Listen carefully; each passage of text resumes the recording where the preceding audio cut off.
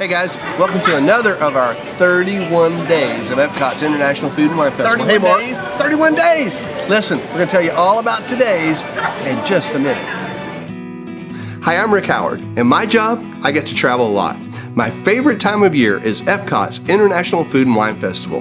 This year, Food and Wine Festival celebrates its 20th anniversary and runs for 53 days from September 25th through November 16th.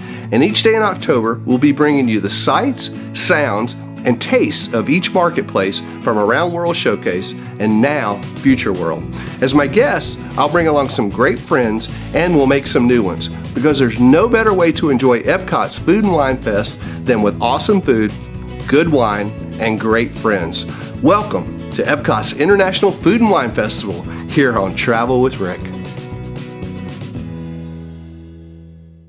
When it's time to plan your next vacation, you need the experience of someone who can help you make the best decision for your vacation dollars. With over 18 years of experience, Kingdom Magic Vacations can help you plan your next trip to incredible destinations like Disney, Universal, cruises, and all-inclusive destinations. Our team of travel planners are with you every step of the way. All you have to do is relax and enjoy your vacation. We do all the work. Call 866-972-6244 or visit kingdommagic.com to start planning your vacation today. Hey, glad you showed up for today's Epcot's International Food and Wine episode on Travel with Rick. Dude, I'm glad you showed up. You're back. I love this booth. What happened to you yesterday? Oh, it doesn't matter about yesterday. Did you guys see yesterday? It was epic. But today, you love this booth? I love this booth. All right, tell me why. Well, we spend a lot of time here, both in the spring and the fall. Right. Flower and Garden Festival has a great booth here. It's a little bit, well, it's a lot different, but we're eating meat. Right. We're eating beef. Real meat. We're eating Florida beef, baby, Florida right there. grass-fed slider, beef slider with this. Chew approved? This is the chew approved? I did not know that. I didn't look at that either. Excellent. I can tell you what the Mark pairing approved. is. It's Mark approved. It's Mark and definitely approved. Travel with Rick approved for sure. And you know what else they got here? Lobster. Hey, they got lobster. Oh. And they got rock and roll, baby. Rock and roll. Yeah, they do. They got rock and roll. So that's where Sister Hazel plays right over there. Way to go, Ken and the boys, Drew. You guys are awesome. So man. we're in America Pavilion, obviously. Yep. But we're not in the America booth. There is no America booth. There is not. It's Hops and Barley. Hops and Barley. It is near the American Adventure, though. So like you said, this is the smokehouse. It's the place that they're cooking up all the meats during Flower and Garden Festival, or fake food and wine, whatever you happen to particularly want to call it. Food and wine. Mini food and wine, you know, flour with food and wine, however you want to roll with it. But in October? Oh yeah, man. It's all about the beer. It's all about the sliders. And we got lobster. Lobster. I've been eating lobster here for years. Yep. Long before I've heard of Travel with Rick, I was eating lobster here. Hey, remember we used to do the claws? Yep. They used to do the whole lobster claws claw, here? absolutely. Yeah. So as a matter of fact, speaking of claws, look at there. We got a big piece of claw Big meat hunk of hanging claw out meat. right there. Look at there. Yeah, I don't want it to drop out. So you know, we went to Maine this summer, Leslie and I. There, yeah, we did. Had some awesome lobster. Troy, thank you very much. You guys are going to love the episode I got coming up for you. After Food and Wine dies down a bit, I've got a really cool all about Maine lobster episode for you. I've got my friend Janice, who is a native Bostonian, who tells us why lobster is so good with butter. Yeah, that's the best I can do. Other than that, it's hey y'all. Hey y'all, we're eating lobster. Yeah. So we'll see if this one lives up to what you got to eat this summer. Yeah, I tell you, man, Troy, I can't wait to get back up there and have some of their friend and my new friend Troy's lobster, because for a couple of generations, his family has been bringing some of the best lobster to Ogunquit, Maine, and it was just amazing. We had a great time there. But this one's looking pretty good. Can't wait to see that episode. Yeah, I gotta say, it's looking pretty good. So we got a beef slider. Grass-fed beef slider, Florida beef it says, I believe. Right. Which you may not know this, but Florida is one of the largest beef-producing states in the U.S. It is. Right. They actually you get grow off the coast and get away from theme parks. Yep. There's lots of cows out there Lots of flat land. roaming the countryside. And we grow them up here, and then we ship them to feedlots out in Texas, so it can be Texas grain-fed beef. But hey, they spend a lot of time in Florida, I can tell you that. Just like me. And now I'm going to be spending some time in Maine, it looks like. So pretty cool. So we've got that.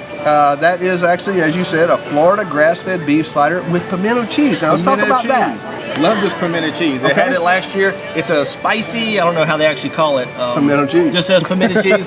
It's not like what your grandma probably made because it's spicy. Yeah. You can also get it if you like it. Think, because it's mixed in with a lot of other things here. There's the not slider. gross. It's not gross It like is I not think gross. of pimento cheese.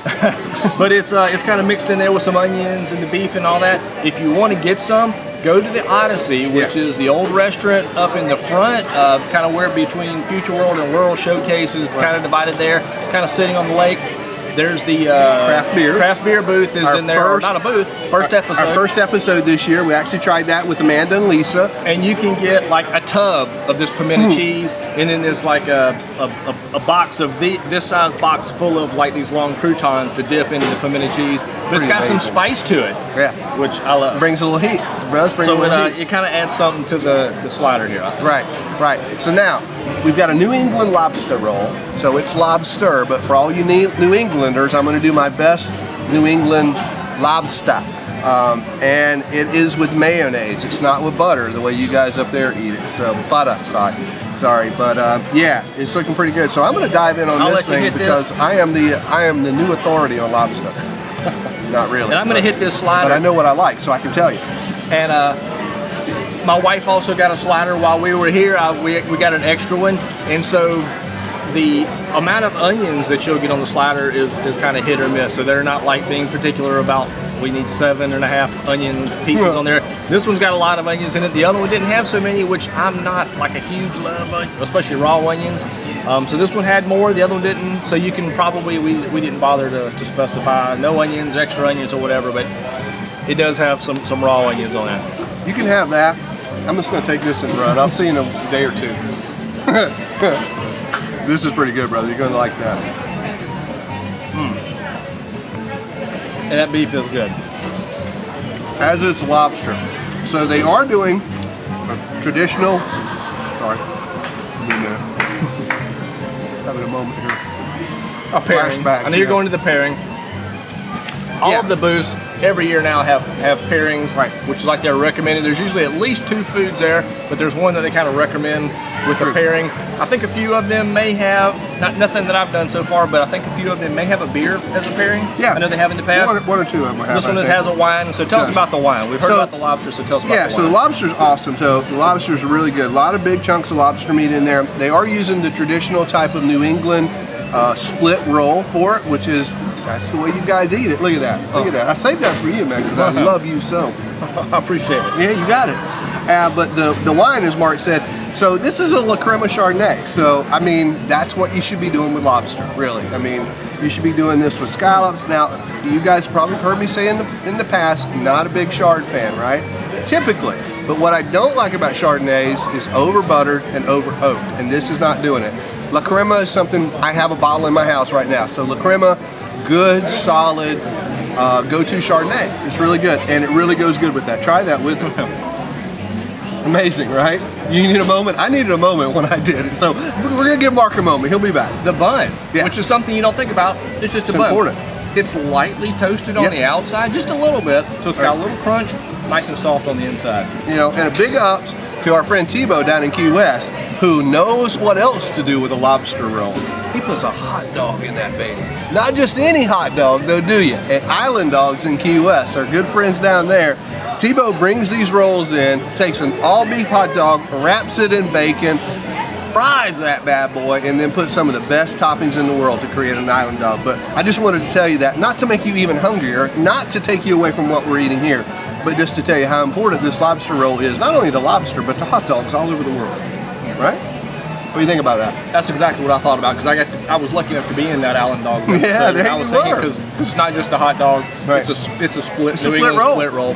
Which he toasts his also, and that's what made me think of that when you're talking about this one toasted. He does toast his, it's just awesome, man. It's just, so go back to like February or so, I think is when that episode aired this year, 2015. My lobster roll's gone. I'm sad to say. Oh, that's mine? That's yours. Awesome. My lobster roll is gone. Awesome. And that is good with that Chardonnay. Yeah. I'm not like, we don't buy a lot of white wines at home. We're red wine drinkers, but that does go good with it. And as I mentioned about the slider, this is not my first visit to this booth this year so far. So we've actually, my wife and I have been here already and gotten each of these. while the slider had more onions, which is something they prep right there, obviously, while they're making it, they throw it all together. But the lobster roll that I just had fewer onions, which I appreciate, because the one that my wife had the other day had a lot more onions in it. It was definitely more oniony tasting. A little bit of celery, a little bit of like red bell pepper in there, a little bit of mayo, very little mayo, very light, a lot of lobster, and that's the way it should be. Now this slider, folks, I gotta tell you, as Mark said, not my first one. This season, this year for Food and Wine Festival, that beef is so good. That's a good, flavorful, that's what hamburgers should taste like. Nice, thick, big piece. Again, the bun's good, works with it well. I love that pimento stuff. Just a very little bit of heat on it. Works really well, doesn't it? I'm gonna get another bite since my lobster roll's gone. That beef tastes good, man. I'm gonna get another bite of this slider.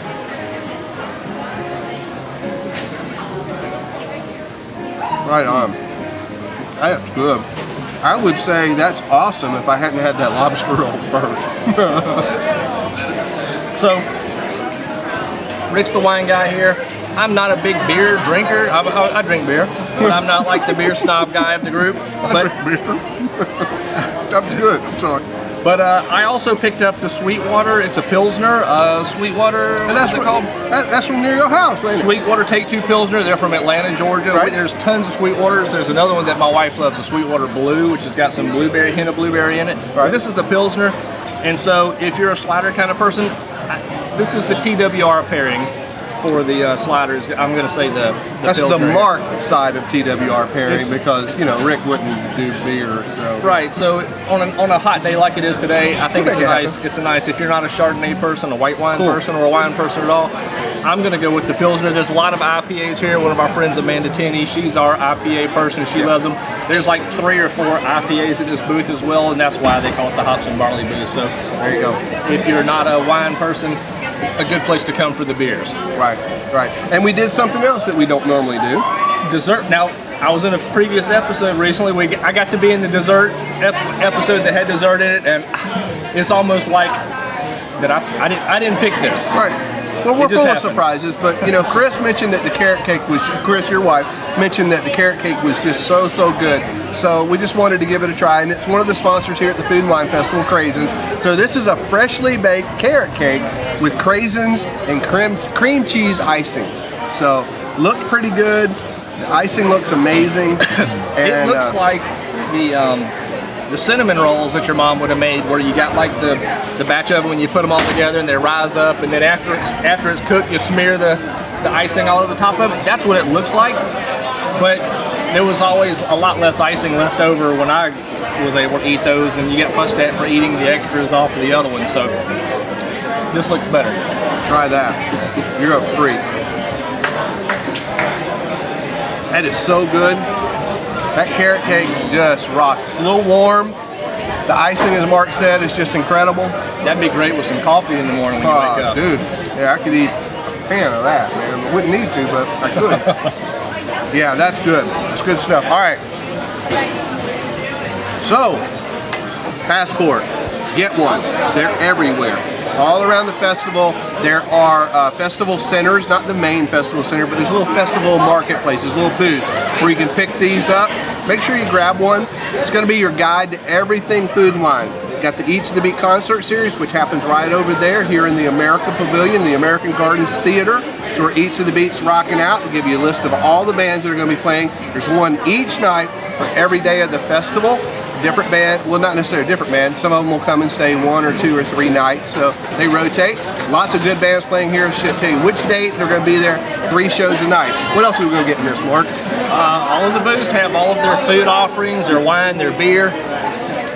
So you can kind of go through here and plan out your day. Especially if, you know, we've talked about some of the earlier episodes, and in the preview episode, somebody had a question about how can you hit it in 1 or 2 days? Yeah. Because when we first started coming, there were like 25, 27 booths, and we used to do it over a day or 2. Right. It's growing so much, it's getting harder to hit in that shorter period, but I know that people still have a hard time getting here for a whole week or something. Right, so right. you can kind of plan out your trip with this. Right. You can also visit our sponsor, kingdommagic.com. There's 2 posts up there with both the Eat to the Beat schedule and all of the booths with all of the foods. A couple of pictures of some of them as well. Right.